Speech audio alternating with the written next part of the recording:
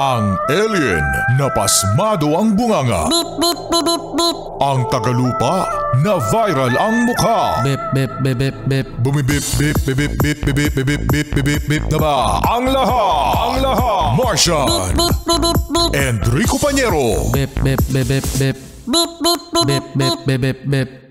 Bip, bip, bip, bip, bip. Titilaok! Titilaok! Beep, beep, beep, beep, beep.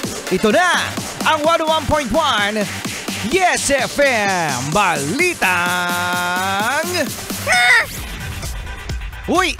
Alam nyo ba mga Yes Pre na merong isang lalaki na bumili ng isang pick-up na sasakyan na 1.3 million lang. Kasi ang original price nito, Martian, ay 2 million. Uy! Mabili niya yung pick-up, 1.3 million lang, pero yung original price, 2 million. Good news! Oh, good news, no? Kasi ang laking mura niyan, from 2 million to 1.3 million pesos. Pero eto ang siste. Ano? Iba pala may-ari. Ay! Bad news pala! Bad news pala! Nako, etong malupit nga mga Yes Pre na pinag-iingat po ang mga Yes Pre natin na bumibili online. Oo, no? Ng mga ganitong mga bagay. Nako, ito malaki itong mga Yes Pre, no? Ito ay isang sasakyan. So, eto na nga ang nangyari.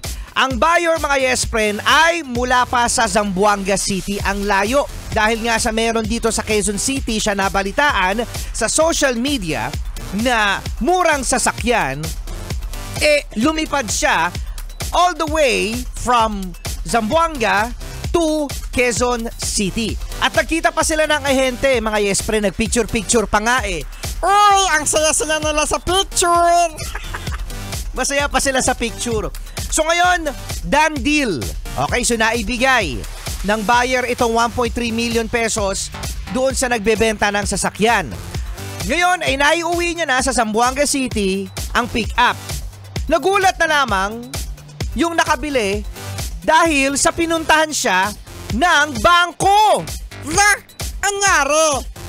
Hahatakin na yung kanyang pick-up. Yun lang.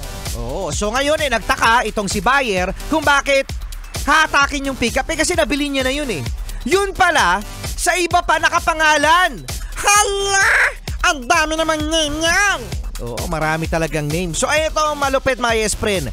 Bumalik ulit itong buyer sa Quezon City para magreklamo at para sampahan ng kaso ang yung dealer na nagbebenta sa kanya na hindi niya na ngayon makita.